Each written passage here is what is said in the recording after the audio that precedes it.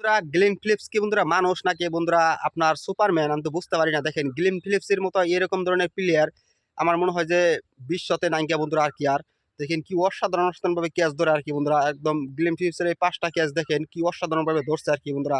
একদম আপনার সুপারম্যানের মতো উড়ে যায় এক হাত দিয়ে ক্যাচ ধরে আর কি। দেখেন কি অসাধারণ ভাবে ক্যাচ ধরে আর কি। এইরকম ধরনের ক্যাচ দেখে খুবই ভালো লাগে আর কি বন্ধুরা।